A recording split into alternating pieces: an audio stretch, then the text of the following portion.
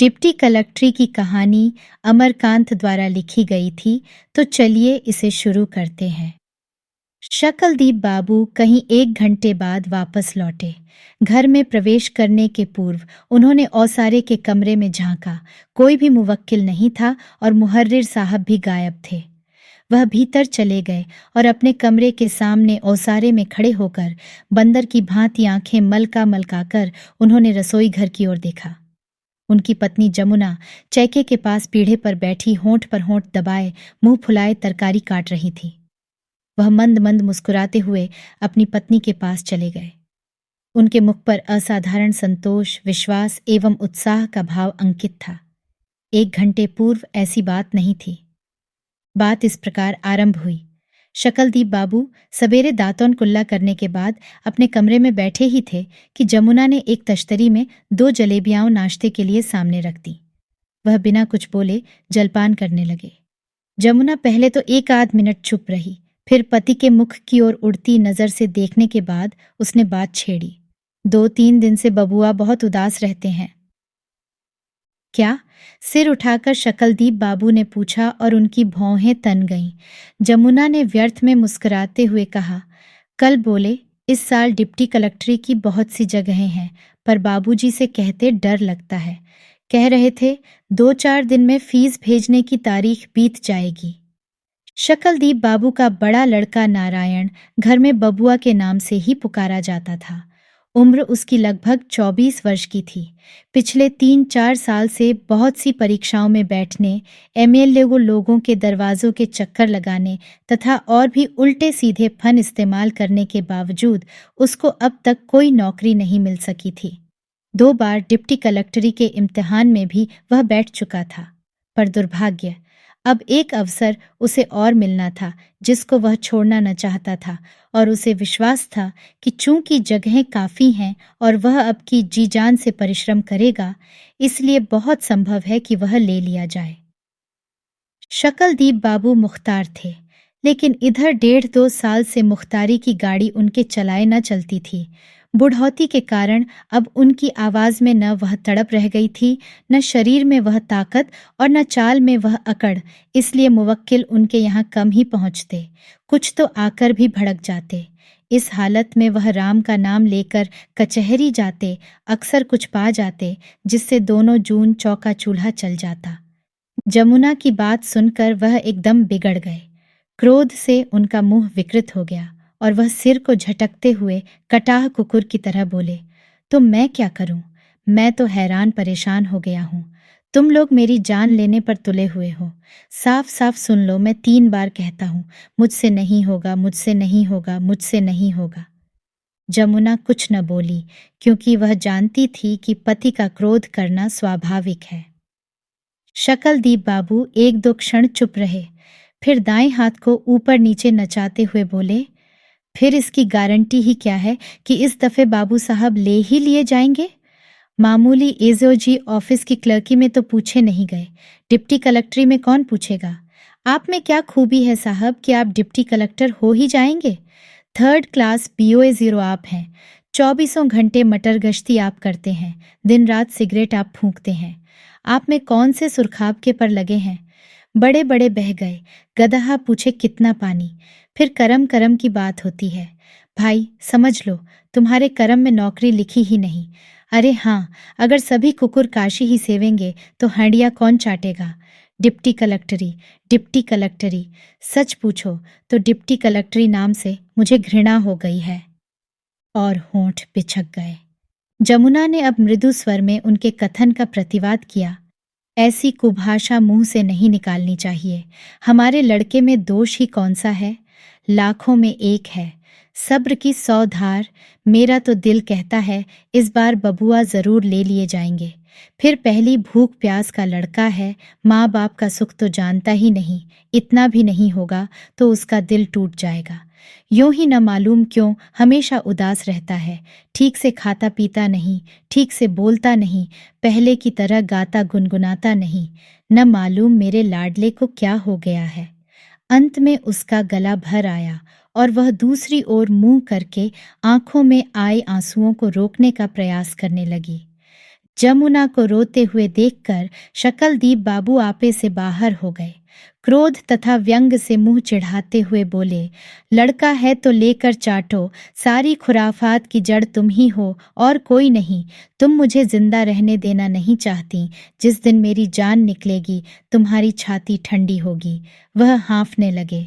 उन्होंने जमुना पर निर्दयता पूर्वक ऐसा जबरदस्त आरोप किया था जिसे वह सह न सकी। रोती हुई बोली, अच्छी बात है, अगर मैं सारी खुराफात की जड़ हूं तो मैं कमीनी की बच्ची जो आज से कोई बात। रुलाई के मारे वह आगे न बोल सकी और तेजी से कमरे से बाहर निकल गई। शकलदीप बाबू कुछ नहीं बोले, बल्कि वहीं बैठे रहे। मुंह उनका तना हुआ था और गर्दन टेढ़ी हो गई थी। एक आध मिनट तक उसी तरह बैठे रहने के पश्चात वह जमीन पर पड़े अखबार के एक फटे पुराने टुकड़े को उठाकर इस तल्लीनता से पढ़ने लगे जैसे कुछ भी न हुआ हो। लगभग 15-20 मिनट तक वह उसी तरह पढ़ते रहे। फिर अचानक उठ खड़े हुए। उन्होंने लुंगी की तरह लिपटी धोती को खोलकर ठीक से पहन लिया और ऊपर से अपना पारसी कोट डाल लिया जो कुछ मैला हो गया था और जिसमें 2 चिप्पैं लगी थीं, और पुराना पंप शू पहन हाथ में छड़ी ले 1-2 बार खांस कर बाहर निकल गए। पति की बात से जमुना के हृदय को गहरा आघात पहुंचा था। शकलदीप बाबू को बाहर जाते हुए उसने देखा, पर वह कुछ नहीं बोली। वह मुंह फुलाए चुपचाप घर के अटरम सटरम काम करती रही और 1 घंटे बाद भी जब शकलदीप बाबू बाहर से लौट उसके पास आकर खड़े हुए तब भी वह कुछ न बोली, चुपचाप तरकारी काटती रही। शकलदीप बाबू ने खांस कर कहा, सुनती हो, यह 150 रुपए रख लो। करीब 100 रुपए बबुआ की फीस में लगेंगे और 50 रुपए अलग रख देना, कोई और काम आ पड़े। जमुना ने हाथ बढ़ाकर रुपए तो अवश्य ले लिए, पर अब भी कुछ नहीं बोली। लेकिन शकलदीप बाबू अत्यधिक प्रसन्न थे और उन्होंने उत्साहपूर्ण आवाज में कहा, 100 रुपए बबुआ को दे देना, आज ही फीस भेज दें। होंगे, जरूर होंगे, बबुआ डिप्टी कलेक्टर अवश्य होंगे, कोई कारण ही नहीं कि वह न लिए जाए।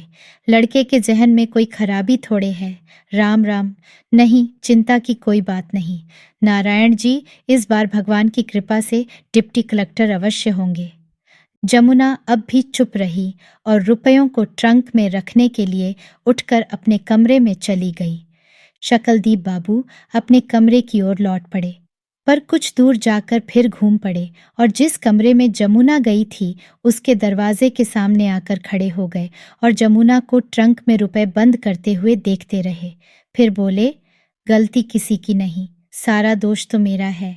देखो ना, मैं बाप होकर कहता हूं कि लड़का नाकाबिल है। नहीं नहीं, सारी खुराफात की जड़ मैं ही हूं और कोई नहीं। 1-2 क्षण वह खड़े रहे, लेकिन तब भी जमुना ने कोई उत्तर नहीं दिया तो कमरे में जाकर वह अपने कपड़े उतारने लगे। नारायण ने उसी दिन डिप्टी कलेक्टरी की फीस तथा फार्म भेज दिए। दूसरे दिन आदत के खिलाफ प्रातःकाल ही शकलदीप बाबू की नींद उचट गई। वह हड़बड़ाकर आंखें मलते हुए उठ खड़े हुए और बाहर ओसारे में आकर चारों ओर देखने लगे। घर के सभी लोग निद्रा में निमग्न थे। सोए हुए लोगों की सांसों की आवाज और मच्छरों की भन-भन सुनाई दे रही थी। चारों ओर अंधेरा था, लेकिन बाहर के कमरे से धीमी रोशनी आ रही थी। शकलदीप बाबू चौंक पड़े और पैरों को दबाए कमरे की ओर बढ़े। उनकी उम्र 50 के ऊपर होगी। वह गोरे, नाटे और दुबले पतले थे। उनके मुख पर अनगिनत रेखाओं का जाल बुना था और उनकी बाहों तथा गर्दन पर चमड़े झूल रहे थे। दरवाजे के पास पहुंचकर उन्होंने पंजे के बल खड़े हो होंठ दबाकर कमरे के अंदर झांका। उनका लड़का नारायण मेज पर रखी लालटेन के सामने सिर झुकाए ध्यानपूर्वक कुछ पढ़ रहा था। शकलदीप बाबू कुछ देर तक आंखों को साश्चर्य फैलाकर अपने लड़के को देखते रहे, जैसे किसी आनंददायी रहस्य का उन्होंने अचानक पता लगा लिया हो। फिर वह चुपचाप धीरे से पीछे हट गए और वहीं खड़े होकर जरा मुस्कुराए और फिर दबे पांव धीरे धीरे वापस लौटे और अपने कमरे के सामने ओसारे के किनारे खड़े होकर आसमान को उत्सुकता पूर्वक निहारने लगे। उनकी आदत 6-6:30 बजे से पहले उठने की नहीं थी, लेकिन आज उठ गए थे तो मन अप्रसन्न नहीं हुआ। आसमान में तारे अब भी चटक दिखाई दे रहे थे और बाहर के पेड़ों को हिलाती हुई और खपड़े को स्पर्श करके आंगन में न मालूम किस दिशा से आती जाती हवा उनको आनंदित एवं उत्साहित कर रही थी। वह पुनः मुस्कुरा पड़े और उन्होंने धीरे से फुसफुसाया, चलो, अच्छा ही है। और अचानक उनमें न मालूम कहाँ का उत्साह आ गया। उन्होंने उसी समय ही दातौन करना शुरू कर दिया। इन कार्यों से निबटने के बाद भी अंधेरा ही रहा तो बाल्टी में पानी भरा और उसे गुसलखाने में ले जाकर स्नान करने लगे। स्नान से निवृत्त होकर जब वह बाहर निकले तो उनके शरीर में एक अपूर्व ताजगी तथा मन में एक अवर्णनीय उत्साह था। यद्यपि उन्होंने अपने सभी कार्य चुपचाप करने की कोशिश की थी, तो भी देह दुर्बल होने के कारण कुछ खटपट हो गई, जिसके परिणाम स्वरूप उनकी पत्नी की नींद खुल गई। जमुना को तो पहले चोर वोर का संदेह हुआ, लेकिन उसने झटपट आकर जब देखा तो आश्चर्यचकित हो गई।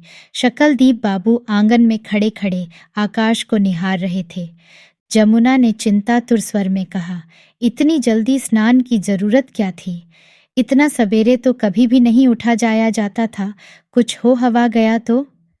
शकलदीप बाबू झेंप गए। झूठी हंसी हंसते हुए बोले, धीरे धीरे बोलो भाई, बबुआ पढ़ रहे हैं। जमुना बिगड़ गई। धीरे धीरे क्यों बोलूं? इसी लक्षण से परसाल बीमार पड़ जाया गया था।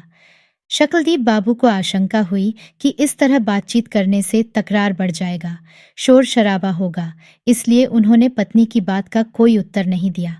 वह पीछे घूम पड़े और अपने कमरे में आकर लालटेन जलाकर चुपचाप रामायण का पाठ करने लगे।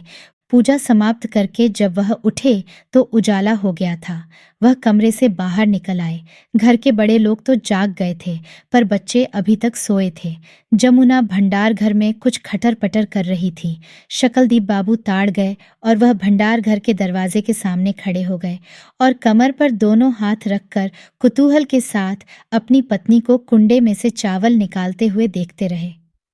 कुछ देर बाद उन्होंने प्रश्न किया, नारायण की अम्मा, आजकल तुम्हारा पूजा पाठ नहीं होता क्या? और झेंप कर वह मुस्कराए। शकलदीप बाबू इसके पूर्व सदा राधा स्वामियों पर बिगड़ते थे और मौका बेमौका उनकी कड़ी आलोचना भी करते थे। इसको लेकर औरतों में कभी कभी रोना पीटना तक भी हो जाता था। इसलिए आज भी जब शकलदीप बाबू ने पूजा पाठ की बात की तो जमुना ने समझा कि वह व्यंग कर रहे हैं। उसने भी प्रत्युत्तर दिया, हम लोगों को पूजा पाठ से क्या मतलब? हमको तो नरक में ही जाना है। जिनको सरक जाना हो वह करें। लो बिगड़ गईं। शकलदीप बाबू मंद मंद मुस्कराते हुए झट से बोले, अरे मैं मजाक थोड़े कर रहा था, मैं बड़ी गलती पर था। राधा स्वामी तो बड़े प्रभावशाली देवता हैं। जमुना को राधा स्वामी को देवता कहना बहुत बुरा लगा और वह तिनक कर बोली, राधा स्वामी को देवता कहते हैं? वह तो परमपिता परमेश्वर हैं। उनका लोक सबसे ऊपर है, उसके नीचे ही ब्रह्मा, विष्णु और महेश के लोक आते हैं। ठीक है, लेकिन कुछ पूजा पाठ भी करोगी? सुनते हैं सच्चे मन से राधा स्वामी की पूजा करने से सभी मनोरथ सिद्ध हो जाते हैं। शकलदीप बाबू उत्तर देकर कांपते होंठों में मुस्कुराने लगे।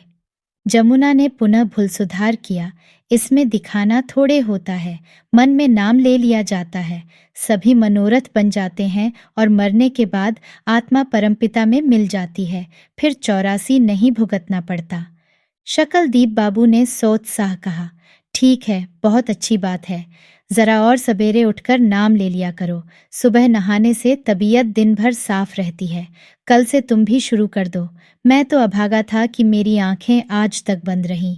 खैर, कोई बात नहीं, अब भी कुछ नहीं बिगड़ा है। कल से तुम भी सवेरे 4 बजे उठ जाना। उनको भय हुआ कि जमुना कहीं उनके प्रस्ताव का विरोध न करे, इसलिए इतना कहने के बाद वह पीछे घूमकर खिसक गए। लेकिन अचानक कुछ याद करके वह लौट पड़े। पास आकर उन्होंने पत्नी से मुस्कुराते हुए पूछा, बबुआ के लिए नाश्ते का इंतजाम क्या करोगी? जो रोज होता है वही होगा, और क्या होगा? उदासीनता पूर्वक जमुना ने उत्तर दिया, ठीक है, लेकिन आज हलवा क्यों नहीं बना लेती? घर का बना सामान अच्छा होता है, और कुछ मेवे मंगा लो। हलवे के लिए घी नहीं है, फिर इतने पैसे कहाँ हैं? जमुना ने मजबूरी जाहिर की। 50 रुपए तो बचे हैं ना, उसमें से खर्च करो। अन्न जल का शरीर, लड़के को ठीक से खाने पीने का न मिलेगा तो वह इम्तिहान क्या देगा? रुपए की चिंता मत करो, मैं अभी जिंदा हूँ। इतना कहकर शकलदीप बाबू ठहाका लगाकर हंस पड़े। वहां से हटने के पूर्व वह पत्नी को यह भी हिदायत देते गए, एक बात और करो, तुम लड़के लोगों से डांट कर कह देना कि वे बाहर के कमरे में जाकर बाजार न लगाएं, नहीं तो मार पड़ेगी। हाँ, पढ़ने में बाधा पहुंचेगी। दूसरी बात यह कि बबुआ से कह देना वह बाहर के कमरे में बैठकर इत्मीनान से पढ़ें, मैं बाहर सहन में बैठ लूंगा। शकलदीप बाबू सबेरे 1 डेढ़ घंटे बाहर के कमरे में बैठते थे। वहां वह मुवक्किलों के आने की प्रतीक्षा करते और उन्हें समझाते बुझाते। और वह उस दिन सचमुच ही मकान के बाहर पीपल के पेड़ के नीचे, जहां पर्याप्त छाया रहती थी, एक मेज और कुर्सियां लगाकर बैठ गए। जान पहचान के लोग वहां से गुजरे तो उन्हें वहां बैठे देखकर आश्चर्य हुआ। जब सड़क से गुजरते हुए बब्बन लाल पेशकार ने उनसे पूछा कि भाई साहब, आज क्या बात है, तो उन्होंने जोर से चिल्लाकर कहा कि भीतर बड़ी गर्मी है। और उन्होंने जोकर की तरह मुंह बना दिया और अंत में ठहाका मारकर हंस पड़े, जैसे कोई बहुत बड़ा मजाक कर दिया हो। शाम को जहां रोज वह पहले ही कचहरी से आ जाते थे, उस दिन देर से लौटे। उन्होंने पत्नी के हाथ में 4 रुपए तो दिए ही, साथ ही 2 सेब तथा कैंची सिगरेट के 5 पैकेट भी बढ़ा दिए। सिगरेट क्या होगी? जमुना ने साश्चर्य पूछा। तुम्हारे लिए है, शकलदीप बाबू ने धीरे से कहा और दूसरी ओर देखकर मुस्कराने लगे, लेकिन उनका चेहरा शर्म से कुछ तमतमा गया। जमुना ने माथे पर की साड़ी को नीचे खींचते हुए कहा, कभी सिगरेट पी भी है कि आज ही पीऊंगी? इस उम्र में मजाक करते लाज नहीं आती? शकलदीप बाबू कुछ बोले नहीं और थोड़ा मुस्कराकर इधर उधर देखने लगे। फिर गंभीर होकर उन्होंने दूसरी ओर देखते हुए धीरे से कहा, बबुआ को दे देना। और वह तुरंत वहां से चलते बने। जमुना भौचक होकर कुछ देर उनको देखती रही, क्योंकि आज के पूर्व तो वह यही देखती आ रही थी कि नारायण के धूम्रपान के वह सख्त खिलाफ रहे हैं और इसको लेकर कई बार लड़के को डांट डपट चुके हैं। उसकी समझ में कुछ न आया तो वह यह कहकर मुस्करा पड़ी कि बुद्धि सठिया गई है। नारायण दिन भर पढ़ने लिखने के बाद टहलने गया हुआ था। शकलदीप बाबू जल्दी से कपड़े बदलकर हाथ में झाड़ू ले बाहर के कमरे में जा पहुंचे। उन्होंने धीरे धीरे कमरे को अच्छी तरह झाड़ा बुहारा। इसके बाद नारायण की मेज को साफ किया तथा मेजपोश को जोर जोर से कई बार झाड़ फटक कर सफाई के साथ उस पर बिछा दिया। अंत में नारायण की चारपाई पर पड़े बिछौने को खोलकर उसमें की एक एक चीज को झाड़ फटकार कर यत्नपूर्वक बिछाने लगे। इतने में जमुना ने आकर देखा तो मृदु स्वर में कहा, कचहरी से आने पर यही काम रह गया है क्या? बिछौना रोज बिछ ही जाता है और कमरे की मेहरिन सफाई कर ही देती है। अच्छा ठीक है, मैं अपनी तबीयत से कर रहा हूँ, कोई जबरदस्ती थोड़ी है। शकलदीप बाबू के मुख पर हल्के झेंप का भाव अंकित हो गया था और वह अपनी पत्नी की ओर न देखते हुए ऐसी आवाज में बोले जैसे उन्होंने अचानक यह कार्य आरंभ कर दिया था, और जब इतना कर ही लिया है तो बीच में छोड़ने से क्या लाभ, पूरा ही कर लें। कचहरी से आने के बाद रोज का उनका नियम यह था कि वह कुछ नाश्ता पानी करके चारपाई पर लेट जाते थे।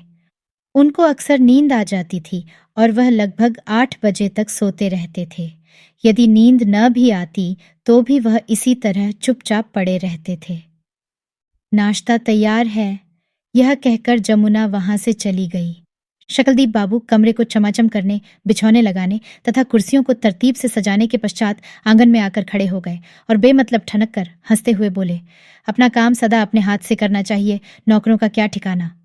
लेकिन उनकी बात पर संभवतः किसी ने ध्यान नहीं दिया और न उसका उत्तर ही। धीरे धीरे दिन बीतते गए और नारायण कठिन परिश्रम करता रहा। कुछ दिनों से शकलदीप बाबू सायंकाल घर से लगभग 1 मील की दूरी पर स्थित शिवजी के एक मंदिर में भी जाने लगे थे। वह बहुत चलता मंदिर था और उसमें भक्तजनों की बहुत भीड़ होती थी। कचहरी से आने के बाद वह नारायण के कमरे को झाड़ते बुहारते, उसका बिछौना लगाते, मेज कुर्सियां सजाते और अंत में नाश्ता करके मंदिर के लिए रवाना हो जाते। मंदिर में 1-1.5 घंटे तक रहते और लगभग 10 बजे घर आते। एक दिन जब वह मंदिर से लौटे तो 10:30 बज गए थे। उन्होंने दबे पांव ओसारे में पांव रखा और अपनी आदत के अनुसार कुछ देर तक मुस्कुराते हुए झांक झांक कर कोठरी में नारायण को पढ़ते हुए देखते रहे। फिर भीतर जा अपने कमरे में छड़ी रखकर नल पर हाथ पैर धोकर भोजन के लिए चैके में जाकर बैठ गए। पत्नी ने खाना परोस दिया। शकलदीप बाबू ने मुंह में कौर चुभलाते हुए पूछा, बबुआ को मेवे दे दिए थे? वह आज सायंकाल जब कचहरी से लौटे थे तो मेवे लेते आए थे। उन्होंने मेवे को पत्नी के हवाले करते हुए कहा था कि इसे सिर्फ नारायण को ही देना और किसी को नहीं। जमुना को झपकी आ रही थी, लेकिन उसने पति की बात सुन ली। चौंक कर बोली, कहाँ? मेवा ट्रंक में रख दिया था। सोचा था बबुआ घूम कर आएंगे तो चुपके से दे दूंगी, पर लड़के तो दानव दूत बने हुए हैं। ओना कोना, अंतरा संतरा सभी जगह पहुंच जाते हैं। टुनटुन ने कहीं से देख लिया और उसने सारा का सारा खा डाला। टुनटुन शकलदीप बाबू का सबसे छोटा 12 वर्ष का अत्यंत ही नटखट लड़का था। क्यों? शकलदीप बाबू चिल्ला पड़े। उनका मुंह खुल गया था और उनकी जीभ पर रोटी का एक छोटा टुकड़ा दृष्टिगोचर हो रहा था। जमुना कुछ न बोली। अब शकलदीप बाबू ने गुस्से में पत्नी को मुंह चिढ़ाते हुए कहा, खा गया खा गया, तुम क्यों ना खा गई? तुम लोगों के खाने के लिए ही लाता हूं ना। खा गया। जमुना भी तिनक उठी। तो क्या हो गया? कभी मेवा मिश्री फलमूल तो उनको मिलता नहीं। बेचारे खुद्दी चुन्नी जो कुछ मिलता है उसी पर सब्र बांधे रहते हैं। अपने हाथ से खरीदकर कभी कुछ दिया भी तो नहीं गया। लड़का ही तो है, मन चल गया खा लिया। फिर मैंने उसे बहुत मारा भी, अब उसकी जान तो नहीं ले लूंगी। अच्छा तो खाओ तुम और तुम्हारे लड़के, खूब मजे में खाओ, ऐसे खाने पर लानत है। वह गुस्से से थर-थर कांपते हुए चिल्ला पड़े और फिर चौके से उठकर कमरे में चले गए। जमुना भय, अपमान और गुस्से से रोने लगी। उसने भी भोजन नहीं किया और वहां से उठकर चारपाई पर मुंह ढक कर पड़ रही। लेकिन दूसरे दिन प्रातःकाल भी शकलदीप बाबू का गुस्सा ठंडा न हुआ और उन्होंने नहाने धोने तथा पूजा पाठ करने के बाद सबसे पहला काम यह किया कि जब टुनटुन जागा तो उन्होंने उसको अपने पास बुलाया और उससे पूछा कि उसने मेवा क्यों खाया। जब उसको कोई उत्तर न सूझा और वह भक्कू बनकर अपने पिता की ओर देखने लगा तो शकलदीप बाबू ने उसे कई तमाचे जड़ दिए। डिप्टी कलेक्टरी की परीक्षा इलाहाबाद में होने वाली थी और वहां रवाना होने के दिन आ गए। इस बीच नारायण ने इतना अधिक परिश्रम किया कि सभी आश्चर्यचकित थे। वह 18-19 घंटे तक पढ़ता। उसकी पढ़ाई में कोई बाधा उपस्थित नहीं होने पाती, बस उसे पढ़ना था। उसका कमरा साफ मिलता, उसका बिछौना बिछा मिलता। दोनों जून गांव के शुद्ध घी के साथ दाल भात रोटी तरकारी मिलती। शरीर की शक्ति तथा दिमाग की ताजगी को बनाए रखने के लिए नाश्ते में सवेरे हलवा दूध तथा शाम को मेवे या फल, और तो और लड़के की तबीयत न उछटे इसलिए सिगरेट की भी समुचित व्यवस्था थी। जब सिगरेट के पैकेट खत्म होते तो जमुना उसके पास 4-5 पैकेट और रखाती। जिस दिन नारायण को इलाहाबाद जाना था, शकलदीप बाबू की छुट्टी थी और वे सवेरे ही घूमने निकल गए। वह कुछ देर तक कंपनी गार्डन में घूमते रहे, फिर वहां तबीयत न लगी तो नदी के किनारे पहुंच गए। वहां भी मन न लगा तो अपने परम मित्र कैलाश बिहारी मुख्तार के यहाँ चले गए। वहां बहुत देर तक गप सड़ाका करते रहे और जब गाड़ी का समय निकट आया तो जल्दी जल्दी घर आए। गाड़ी 9 बजे खुलती थी। जमुना तथा नारायण की पत्नी निर्मला ने सवेरे ही उठकर जल्दी जल्दी खाना बना लिया था। नारायण ने खाना खाया और सबको प्रणाम कर स्टेशन को चल पड़ा। शकलदीप बाबू भी स्टेशन गए। नारायण को विदा करने के लिए उसके 4-5 मित्र भी स्टेशन पर पहुंचे थे। जब तक गाड़ी नहीं आई थी, नारायण प्लेटफार्म पर उन मित्रों से बातें करता रहा। शकलदीप बाबू अलग खड़े इधर उधर इस तरह देखते रहे जैसे नारायण से उनका कोई परिचय न हो। और जब गाड़ी आई और नारायण अपने पिता तथा मित्रों के सहयोग से गाड़ी में पूरे सामान के साथ चढ़ गया तो शकलदीप बाबू वहां से धीरे से खिसक गए और व्हीलर के बुक स्टॉल पर जा खड़े हुए। बुक स्टॉल का आदमी जान पहचान का था। उसने नमस्कार करके पूछा, कहिए मुख्तार साहब, आज कैसे आना हुआ? शकलदीप बाबू ने संतोषपूर्वक मुस्कुराते हुए उत्तर दिया, लड़का इलाहाबाद जा रहा है डिप्टी कलेक्टरी का इम्तिहान देने, शाम तक पहुंच जाएगा। ड्योढ़े दर्जे के पास जो डिब्बा है ना, उसी में है। नीचे जो 4-5 लड़के खड़े हैं वे उसके मित्र हैं। सोचा, भाई हम लोग बूढ़े ठहरे, लड़के इम्तिहान विम्तिहान की बात कर रहे होंगे, क्या समझेंगे, इसलिए इधर चला आया। उनकी आंखें हास्य से संकुचित हो गईं। वहां वह थोड़ी देर तक रहे। इसके बाद जाकर घड़ी में समय देखा।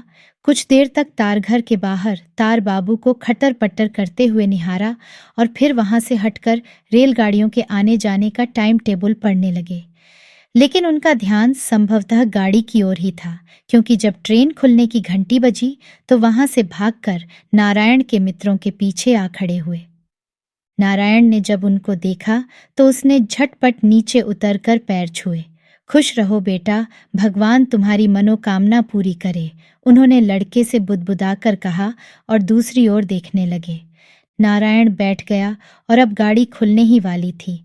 अचानक शकलदीप बाबू का दाहिना हाथ अपने कोट की जेब से कोई चीज लगभग बाहर निकाल ली और वह कुछ आगे भी बढ़े, लेकिन फिर न मालूम क्या सोचकर रुक गए। उनका चेहरा तमतमा सा गया और जल्दीबाजी में वह इधर उधर देखने लगे। गाड़ी सीटी देकर खुल गई तो शकलदीप बाबू चैंक उठे। उन्होंने जेब से वह चीज निकालकर मुट्ठी में बांध ली और उसे नारायण को देने के लिए दौड़ पड़े।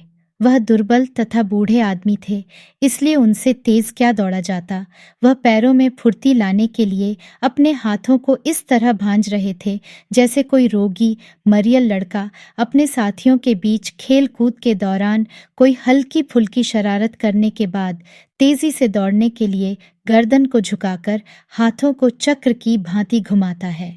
उनके पैर थप थप की आवाज के साथ प्लेटफॉर्म पर गिर रहे थे और उनकी हरकतों का उनके मुख पर कोई विशेष प्रभाव दृष्टिगोचर नहीं हो रहा था। बस यही मालूम होता कि वह कुछ परेशान है। प्लेटफॉर्म पर एकत्रित लोगों का ध्यान उनकी ओर आकर्षित हो गया। कुछ लोगों ने मौज में आकर जोर से ललकारा, कुछ ने किलकारियां मारी और कुछ लोगों ने दौड़ के प्रति उनकी तटस्थ मुद्रा को देखकर बेतहाशा हंसना आरंभ किया। लेकिन यह उनका सौभाग्य ही था कि गाड़ी अब भी खुली ही थी और स्पीड में नहीं आई थी। परिणाम स्वरूप उनका हास्यजनक प्रयास सफल हुआ और उन्होंने डिब्बे के सामने पहुंचकर उत्सुक तथा चिंतित मुद्रा में डिब्बे से सिर निकालकर झांकते हुए नारायण के हाथ में एक पुड़िया देते हुए कहा, बेटा, इसे श्रद्धा के साथ खा लेना, भगवान शंकर का प्रसाद है। पुड़िया में कुछ बताशे थे जो उन्होंने कल शाम को शिवजी को चढ़ाए थे और जिसे पता नहीं क्यों नारायण को देना भूल गए थे। नारायण के मित्र कुतूहल से मुस्कुराते हुए उनकी ओर देख रहे थे और जब वह पास आ गए तो एक ने पूछा, बाबूजी क्या बात थी, हमसे कह देते। शकलदीप बाबू यह कहकर कि कोई बात नहीं, कुछ रुपए थे, सोचा मैं ही दे दूं, तेजी से आगे बढ़ गए। परीक्षा समाप्त होने के बाद नारायण घर वापस आ गया। उसने सचमुच पर्चे बहुत अच्छे किए थे और उसने घर वालों से साफ साफ कह दिया कि यदि कोई बेईमानी न हुई तो वह इंटरव्यू में अवश्य बुलाया जाएगा। घर वालों की बात तो दूसरी थी, लेकिन जब मोहल्ले और शहर के लोगों ने यह बात सुनी तो उन्होंने विश्वास नहीं किया। लोग व्यंग में कहने लगे, हर साल तो यही कहते हैं बच्चों, वह कोई दूसरे होते हैं जो इंटरव्यू में बुलाए जाते हैं। लेकिन बात नारायण ने झूठ नहीं कही थी, क्योंकि एक दिन उसके पास सूचना आई कि उसको इलाहाबाद में प्रादेशिक लोक सेवा आयोग के समक्ष इंटरव्यू के लिए उपस्थित होना है। यह समाचार बिजली की तरह सारे शहर में फैल गया। बहुत साल बाद इस शहर से कोई लड़का डिप्टी कलेक्टरी के इंटरव्यू के लिए बुलाया गया था। लोगों में आश्चर्य का ठिकाना न रहा। सायंकाल कचहरी से आने पर शकलदीप बाबू सीधे आंगन में जा खड़े हो गए और जोर से ठट्ठाकर हंस पड़े। फिर कमरे में जाकर कपड़े उतारने लगे। शकलदीप बाबू ने कोट को खूंटी पर टांगते हुए लपक कर आती हुई जमुना से कहा, अब करो ना राज। हमेशा शोर मचाए रहती थी कि यह नहीं है, वह नहीं है। यह मामूली बात नहीं है कि बबुआ इंटरव्यू में बुलाए गए हैं, आया ही समझो। जब आ जाए तभी ना, जमुना ने कंजूसी से मुस्कराते हुए कहा। शकलदीप बाबू थोड़ा हंसते हुए बोल, तुमको अब भी संदेह है? लो, मैं कहता हूं कि बबुआ जरूर आएंगे, जरूर आएंगे। नहीं आए तो मैं अपनी मूंछ मुड़वा दूंगा। और कोई कहे या न कहे, मैं तो इस बात को पहले से ही जानता हूं। अरे, मैं ही क्यों, सारा शहर यही कहता है। अंबिका बाबू वकील मुझे बधाई देते हुए बोले, इंटरव्यू में बुलाए जाने का मतलब ये है कि अगर इंटरव्यू थोड़ा भी अच्छा हो गया तो चुनाव निश्चित है। मेरी नाक में दम था, जो भी सुनता बधाई देने चला आता। मोहल्ले के लड़के मुझे भी आकर बधाई दे गए हैं। जानकी, कमल और गौरी तो अभी अभी गए हैं। जमुना ने स्वप्निल आंखों से अपने पति को देखते हुए सूचना दी। तो तुम्हारी कोई मामूली हस्ती है? अरे, तुम डिप्टी कलेक्टर की माँ हो ना? जी। इतना कहकर शकलदीप बाबू ठाका मारकर हंस पड़े। जमुना कुछ नहीं बोली, बल्कि उसने मुस्की काटकर साड़ी का पल्ला सिर के आगे थोड़ा और खींचकर मुंह टेढ़ा कर लिया। शकलदीप बाबू ने जूते निकालकर चारपाई पर बैठते हुए धीरे से कहा, अरे भाई, हमको तुमको क्या लेना है, एक कोने में पड़कर राम नाम जपा करेंगे। लेकिन मैं तो अभी यह सोच रहा हूं कि कुछ साल तक और मुख्तारी करूंगा। नहीं, यही ठीक रहेगा। उन्होंने गाल फुलाकर एक दो बार मूंछ पर ताव दिए। जमुना ने इसका प्रतिवाद किया, लड़का मानेगा थोड़े, खींच ले जाएगा। हमेशा यह देखकर उसकी छाती फटती रहती है कि बाबूजी इतनी मेहनत करते हैं और वह कुछ भी मदद नहीं करता। कुछ कह रहा था क्या? शकलदीप बाबू ने धीरे से पूछा और पत्नी की ओर न देखकर दरवाजे के बाहर मुंह बनाकर देखने लगे। जमुना ने आश्वासन दिया, मैं जानती नहीं क्या, उसका चेहरा बताता है। बाप को इतना काम करते देखकर उसको कुछ अच्छा थोड़े लगता है। अंत में उसने नाक सुड़क लिए। नारायण 15 दिन बाद इंटरव्यू देने गया और उसने इंटरव्यू भी काफी अच्छा किया। वह घर वापस आया तो उसके हृदय में अत्यधिक उत्साह था और जब उसने यह बताया कि जहां और लड़कों का 15-20 मिनट तक ही इंटरव्यू हुआ, उसका पूरे 50 मिनट तक इंटरव्यू होता रहा और उसने सभी प्रश्नों का संतोषजनक उत्तर दिए, तो अब यह सभी ने मान लिया कि नारायण का लिया जाना निश्चित है। दूसरे दिन कचहरी में फिर वकीलों और मुख्तारों ने शकलदीप बाबू को बधाइयां दी और विश्वास प्रकट किया कि नारायण अवश्य चुन लिया जाएगा। शकलदीप बाबू मुस्कुराकर धन्यवाद देते और लगे हाथों नारायण के व्यक्तिगत जीवन की एक दो बातें भी सुना देते और अंत में सिर को आगे बढ़ाकर फुसफुसाहट में दिल का राज प्रकट करते। आपसे कहता हूँ, पहले मेरे मन में शंका थी, शंका क्या 16 आने शंका थी, लेकिन आप लोगों की दुआ से अब वह दूर हो गई है। जब वह घर लौटे तो नारायण, गौरी और कमल दरवाजे के सामने खड़े बातें कर रहे थे। नारायण इंटरव्यू के संबंध में ही कुछ बता रहा था। वह अपने पिताजी को आता देखकर धीरे धीरे बोलने लगा। शकलदीप बाबू चुपचाप वहां से गुजर गए, लेकिन 2-3 गज ही आगे गए होंगे कि गौरी की आवाज उनको सुनाई पड़ी, अरे तुम्हारा हो गया, अब तुम मौज करो। इतना सुनते कि शकलदीप बाबू घूम पड़े और लड़कों के पास आकर उन्होंने पूछा, क्या? उनकी आंखें संकुचित हो गई थीं और उनकी मुद्रा ऐसी हो गई थी जैसे किसी महफिल में जबरदस्ती घुस आए हों। लड़के एक दूसरे को देखकर शिष्टतापूर्वक होंठों में मुस्कराए। फिर गौरी ने अपने कथन को स्पष्ट किया, मैं कह रहा था नारायण से बाबूजी कि उनका चुना जाना निश्चित है। शकलदीप बाबू ने सड़क से गुजरती हुई एक मोटर को गौर से देखने के बाद धीरे धीरे कहा, हाँ देखिए ना, जहाँ एक से एक धुरंधर लड़के पहुँचते हैं। सबसे तो 20 मिनट ही इंटरव्यू होता है, पर इनसे पूरे 50 मिनट। अगर नहीं लेना होता तो 50 मिनट तक तंग करने की क्या जरूरत थी? 5-10 मिनट पूछताछ करके। गौरी ने सिर हिलाकर उनके कथन का समर्थन किया और कमल ने कहा, पहले का ज़माना होता तो कहाँ भी नहीं जा सकता, लेकिन अब तो बेईमानी बेईमानी उतनी नहीं होती होगी। शकलदीप बाबू ने आंखें संकुचित करके हल्की फुल्की आवाज में पूछा, बेईमानी नहीं होती ना? हाँ, अब उतनी नहीं होती। पहले बात दूसरी थी, वह जमाना अब लद गया। गौरी ने उत्तर दिया। शकलदीप बाबू अचानक अपनी आवाज पर जोर देते हुए बोले, अरे, अब कैसी बेईमानी साहब? गोली मारिए। अगर बेईमानी ही करनी होती तो इतनी देर तक इनका इंटरव्यू होता। इंटरव्यू में बुलाया ही ना होता, और बुलाते भी तो 4-5 मिनट पूछताछ करके विदा कर देते। इसका किसी ने उत्तर नहीं दिया, तो वह मुस्कुराते हुए घूमकर घर में चले गए। घर में पहुंचने पर जमुना से बोले, बबुआ अभी से ही किसी अफसर की तरह लगते हैं। दरवाजे पर बबुआ, गौरी और कमल बातें कर रहे हैं। मैंने दूर ही से गौर किया, जब नारायण बाबू बोलते हैं तो उनके बोलने और हाथ हिलाने से एक अजीब ही शान टपकती है। उनके दोस्तों में ऐसी बात कहाँ? आज दोपहर में मुझे कह रहे थे कि तुझे मोटर में घुमाऊंगा। जमुना ने खुशखबरी सुनाई। शकलदीप बाबू खुश होकर नाक सुड़कते हुए बोले, अरे, तो उसको मोटर की कमी होगी, घूमना ना जितना चाहना। वह सहसा चुप हो गए और खोए खोए इस तरह मुस्कराने लगे जैसे कोई स्वादिष्ट चीज खाने के बाद मन ही मन उसका मजा ले रहे हों। कुछ देर बाद उन्होंने पत्नी से प्रश्न किया, क्या कह रहा था, मोटर में घुमाऊंगा? जमुना ने फिर वही बात दोहरा दी। शकलदीप बाबू ने धीरे से दोनों हाथों से ताली बजाते हुए मुस्कुराकर कहा, चलो, अच्छा है। उनके मुख पर अपूर्व स्वप्निल संतोष का भाव अंकित था। 7-8 दिनों में नतीजा निकलने का अनुमान था। सभी को विश्वास हो गया था कि नारायण ले लिया जाएगा, और सभी नतीजे की बेचैनी से प्रतीक्षा कर रहे थे। अब शकलदीप बाबू और भी व्यस्त रहने लगे।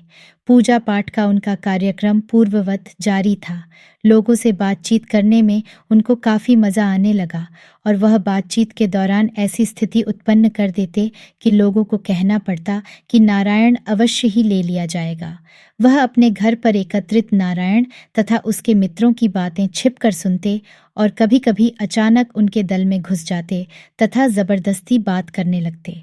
कभी-कभी नारायण को अपने पिता की यह हरकत बहुत बुरी लगती, और वह क्रोध में दूसरी ओर देखने लगता।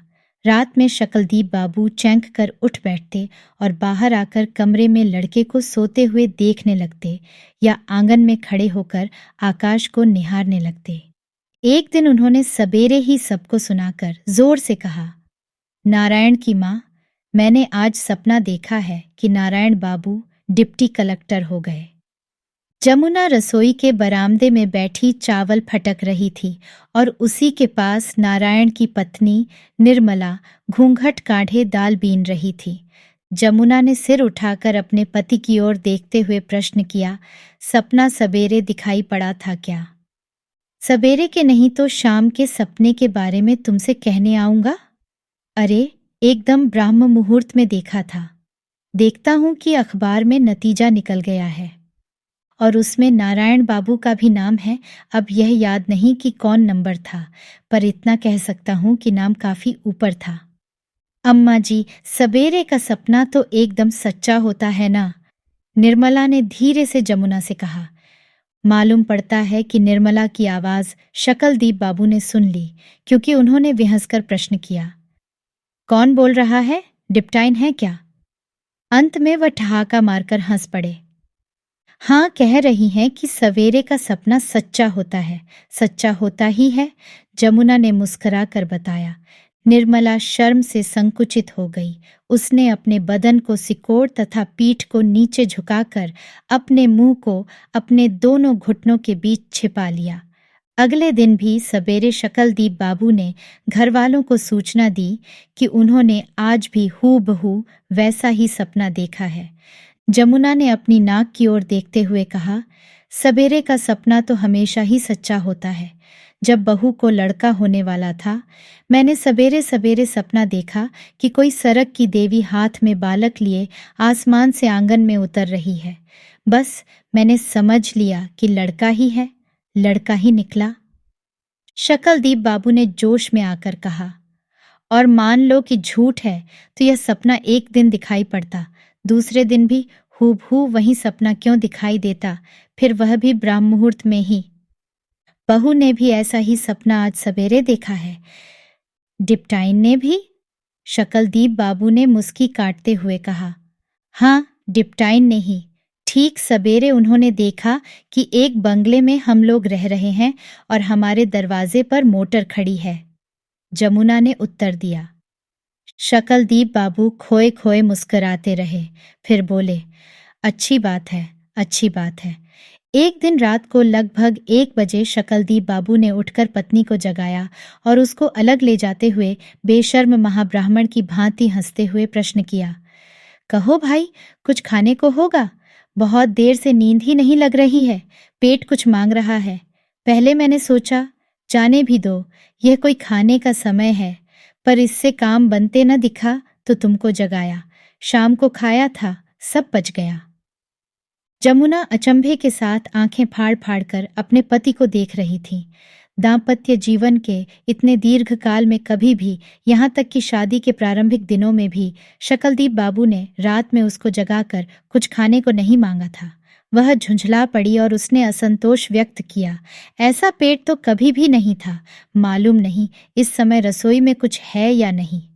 शकलदीप बाबू झेंप कर मुस्कुराने लगे। 1-2 क्षण बाद जमुना ने आंखें मलकर पूछा, बबुआ के मेवे में से थोड़ा दूं क्या? शकलदीप बाबू झट से बोले, अरे राम राम, मेवा तो तुम जानती हो मुझे बिल्कुल पसंद नहीं। जाओ तुम सो, भूख वूख थोड़े है, मजाक किया था। यह कहकर वह धीरे से अपने कमरे में चले गए। लेकिन वह लेटे ही थे कि जमुना कमरे में एक छिपुली में एक रोटी और गुड़ लेकर आई। शकलदीप बाबू हंसते हुए उठ बैठे। शकलदीप बाबू पूजा पाठ करते, कचहरी जाते, दुनिया भर के लोगों से दुनिया भर की बातचीत करते, इधर उधर मटर गश्ती करते और जब खाली रहते तो कुछ न कुछ खाने को मांग बैठते। वह चटोर हो गए और उनके जब देखो भूख लग जाती। इस तरह कभी रोटी गुड़ खा लेते, कभी आलू भुनवा कर छक लेते और कभी हाथ पर चीनी लेकर फांक जाते। भोजन में भी वह परिवर्तन चाहने लगे। कभी खिचड़ी की फरमाइश कर देते, कभी सत्तू प्याज की, कभी सिर्फ रोटी दाल की, कभी मखूनी की और कभी सिर्फ दाल भात की ही। उसका समय कटता ही न था और वह समय काटना चाहते थे। इस बदपरहेजी तथा मानसिक तनाव का नतीजा यह निकला कि वह बीमार पड़ गए। उनको बुखार तथा दस्त आने लगे। उनकी बीमारी से घर के लोगों को बड़ी चिंता हुई। जमुना ने रुआंसी आवाज में कहा, बार बार कहती थी कि इतनी मेहनत न कीजिए, पर सुनता ही कौन है, अब भोगना पड़ा ना। पर शकलदीप बाबू पर इसका कोई असर न हुआ। उन्होंने बात उड़ा दी। अरे मैं तो कचहरी जाने वाला था, पर यह सोचकर रुक गया कि अब मुख्तारी तो छोड़नी ही है, थोड़ा आराम कर लें। मुख्तारी जब छोड़नी होगी होगी, इस समय तो दोनों जून की रोटी दाल का इंतजाम करना है। जमुना ने चिंता प्रकट की। अरे तुम कैसी बात करती हो, बीमारी हैरानी तो सबको होती है, मैं मिट्टी का ढेला तो हूं नहीं कि गल जाऊंगा। बस 1 आध दिन की बात है, अगर बीमारी सख्त होती तो मैं इस तरह टनक टनक कर बोलता। शकलदीप बाबू ने समझाया और अंत में उनके होंठों पर एक क्षीण मुस्कुराहट खेल गई। वह दिन भर बेचैन रहे, कभी लेटते, कभी उठ बैठते और कभी बाहर निकलकर टहलने लगते, लेकिन दुर्बल इतने हो गए थे कि 5-10 कदम चलते ही थक जाते और फिर कमरे में आकर लेटे रहते। करते करते शाम हुई और जब शकलदीप बाबू को यह बताया गया कि कैलाश बिहारी मुख्तार उनका समाचार लेने आए हैं, तो वह उठ बैठे और झटपट चादर ओढ़, हाथ में छड़ी ले, पत्नी के लाख मना करने पर भी बाहर निकल आए। दस्त तो बंद हो गया था, पर बुखार अभी था और इतने ही समय में वह चिड़चिड़े हो गए थे। कैलाश बिहारी ने उनको देखते ही चिंतातुर स्वर में कहा, अरे तुम कहाँ बाहर आ गए, मुझे ही भीतर बुला लेते। शकलदीप बाबू चारपाई पर बैठ गए और क्षीण हंसी हंसते हुए बोले, अरे मुझे कुछ हुआ थोड़े हैं, सोचा आराम करने की ही आदत डालूं। यह कहकर वह अर्थपूर्ण दृष्टि से अपने मित्र को देखकर मुस्कराने लगे। सब हाल चाल पूछने के बाद कैलाश बिहारी ने प्रश्न किया, नारायण बाबू कहीं दिखाई नहीं दे रहे, कहीं घूमने गए हैं क्या? शकलदीप बाबू ने बनावटी उदासीनता प्रकट करते हुए कहा। हाँ, गए होंगे कहीं, लड़के उनको छोड़ते भी तो नहीं, कोई न कोई आकर लिवा जाता है। कैलाश बिहारी ने सराहना की। खूब हुआ साहब, मने भी जब इस लड़के को देखता था, दिल में सोचता था कि यह आगे चलकर कुछ न कुछ जरूर होगा। वह तो साहब देखने से ही पता लग जाता है। चाल में और बोलने चालने के तरीके में कुछ ऐसा है कि चलिए, हम सब इस माने में बहुत भाग्यशाली हैं।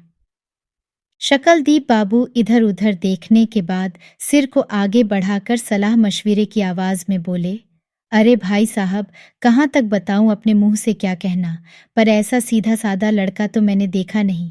पढ़ने लिखने का तो इतना शौक कि 24 घंटे पढ़ता रहे, मुंह खोलकर किसी से कोई भी चीज मांगता नहीं। कैलाश बिहारी ने भी अपने लड़के की तारीफ में कुछ बातें पेश कर दी। लड़के तो मेरे भी सीधे हैं, पर मझला लड़का शिवनाथ जितना गऊ है उतना कोई नहीं, ठीक नारायण बाबू ही की तरह है। नारायण तो उस जमाने का कोई ऋषि मुनि मालूम पड़ता है, शकलदीप बाबू ने गंभीरता पूर्वक कहा। बस उसकी एक ही आदत है, मैं उसकी माँ को मेवा दे देता हूँ और नारायण रात में अपनी माँ को जगाकर खाता है। भली बुरी उसकी बस एक यही आदत है। अरे भैया, तुमसे बताता हूँ, लड़कपन में हमने इसका नाम पन्नालाल रखा था, पर एक दिन एक महात्मा घूमते हुए हमारे घर आए। उन्होंने नारायण का हाथ देखा और बोले, इसका नाम पन्नालाल सन्नालाल रखने की जरूरत नहीं, बस आज से इसे नारायण कहा करो। इसके कर्म में राजा होना लिखा है। पहले जमाने की बात दूसरी थी, लेकिन आजकल राजा का अर्थ क्या है? डिप्टी कलेक्टर तो एक अर्थ में राजा ही हुआ। अंत में आंखें मटकाकर उन्होंने मुस्कुराने की कोशिश की, पर हाँफने लगे। दोनों मित्र बहुत देर तक बातचीत करते रहे और अधिकांश समय वे अपने अपने लड़कों का गुणगान करते रहे। घर के लोगों को शकलदीप बाबू की बीमारी की चिंता थी। बुखार के साथ दस्त भी था, इसलिए वह बहुत कमजोर हो गए थे, लेकिन वह बात को यह कहकर उड़ा देते, अरे कुछ नहीं, 1-2 दिन में मैं अच्छा हो जाऊंगा। और एक वैद्य की कोई मामूली सस्ती दवा खाकर 2 दिन बाद वह अच्छे भी हो गए, लेकिन उनकी दुर्बलता पूर्ववत थी। जिस दिन डिप्टी कलेक्टरी का नतीजा निकला, रविवार का दिन था। शकलदीप बाबू सबेरे रामायण का पाठ तथा नाश्ता करने के बाद मंदिर चले गए। छुट्टी के दिनों में वह मंदिर पहले ही चले जाते और वहां 2-3 घंटे और कभी-कभी तो 4-4 घंटे रह जाते। वह 8 बजे मंदिर पहुंच गए। जिस गाड़ी से नतीजा आने वाला था, वह 10 बजे आती थी। शकलदीप बाबू पहले तो बहुत देर तक मंदिर की सीढ़ी पर बैठकर सुस्ताते रहे। वहां से उठकर ऊपर आए तो नंदलाल पांडे ने, जो चंदन रगड़ रहा था, नारायण के परीक्षा फल के संबंध में पूछताछ की।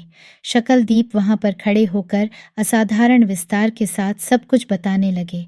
वहां से जब उनको छुट्टी मिली तो धूप काफी चढ़ गई थी। उन्होंने भीतर जाकर भगवान शिव के पिंड के समक्ष अपना माथा टेक दिया। काफी देर तक वह उसी तरह पड़े रहे। फिर उठकर उन्होंने चारों ओर घूम घूम कर मंदिर के घंटे बजाकर मंत्रोच्चारण किए और गाल बजाए। अंत में भगवान के समक्ष पुनः दंडवत कर बाहर निकले ही थे कि जंग बहादुर सिंह मास्टर ने शिव दर्शनार्थ मंदिर में प्रवेश किया और उन्होंने शकलदीप बाबू को देखकर आश्चर्य प्रकट किया। अरे मुख्तार साहब, घर नहीं गए? डिप्टी कलेक्टरी का नतीजा तो निकल आया। शकलदीप बाबू का हृदय धक से कर गया। उनके होंठ कांपने लगे और उन्होंने कठिनता से मुस्कुराकर पूछा, अच्छा, कब आया? जंग बहादुर सिंह ने बताया, अरे 10 बजे की गाड़ी से आया। नारायण बाबू का नाम तो अवश्य है, लेकिन वह कुछ आगे न बोल सके। शकलदीप बाबू का हृदय जोरों से ढक ढक कर रहा था। उन्होंने अपने सूखे होंठों को जीभ से तर करते हुए अत्यंत ही धीमी आवाज में पूछा, क्या कोई खास बात है? कोई खास बात नहीं है। अरे उनका नाम तो है ही, ये है कि जरा नीचे है। 10 लड़के ले जाएंगे, लेकिन मेरा ख्याल है कि उनका नाम 16वां 17वां पड़ेगा। लेकिन कोई चिंता की बात नहीं, कुछ लड़के को कलेक्टरी में चले जाते हैं, कुछ मेडिकल में ही नहीं आते, और इस तरह पूरी पूरी उम्मीद है कि नारायण बाबू ले ही लिए जाएंगे। शकलदीप बाबू का चेहरा फक पड़ गया। उनके पैरों में जोर नहीं था और मालूम पड़ता था कि वह गिर जाएंगे। जंग बहादुर सिंह तो मंदिर में चले गए, लेकिन वह कुछ देर तक वहीं सिर झुकाकर इस तरह खड़े रहे जैसे कोई भूली बात याद कर रहे हों। फिर वह चैंक पड़े और अचानक उन्होंने तेजी से चलना शुरू कर दिया। उनके मुंह से धीमे स्वर में तेजी से शिव शिव निकल रहा था।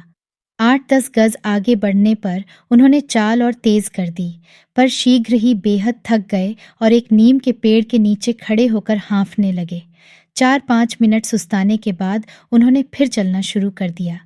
वह छड़ी को उठाते गिराते, छाती पर सिर गाड़े तथा शिव शिव का जाप करते, हवा के हल्के झोंके से धीरे धीरे टेढ़े तिरछे उड़ने वाले सूखे पत्ते की भांति डगमग डगमग चले जा रहे थे। कुछ लोगों ने उनको नमस्ते किया तो उन्होंने देखा नहीं, और कुछ लोगों ने उनको देखकर मुस्कुराकर आपस में आलोचना प्रत्यालोचना शुरू कर दी। तब भी उन्होंने कुछ नहीं देखा। लोगों ने संतोष से, सहानुभूति से तथा अफसोस से देखा, पर उन्होंने कुछ भी ध्यान नहीं दिया। उनको बस एक ही धुन थी कि वह किसी तरह घर पहुंच जाए। घर पहुंचकर वह अपने कमरे में चारपाई पर धम से बैठ गए। उनके मुंह से केवल इतना ही निकला, नारायण की अम्मा। सारे घर में मुर्दनी छाई हुई थी। छोटे से आंगन में गंदा पानी, मिट्टी, बाहर से उड़कर आए हुए सूखे पत्ते तथा गंदे कागज पड़े थे और नाबदान से दुर्गंध आ रही थी। ओसारे में पड़ी पुरानी बसखट पर बहुत से गंदे कपड़े पड़े थे और रसोई घर से उस वक्त भी धुआं उठ उठकर सारे घर की सांस को घोंट रहा था।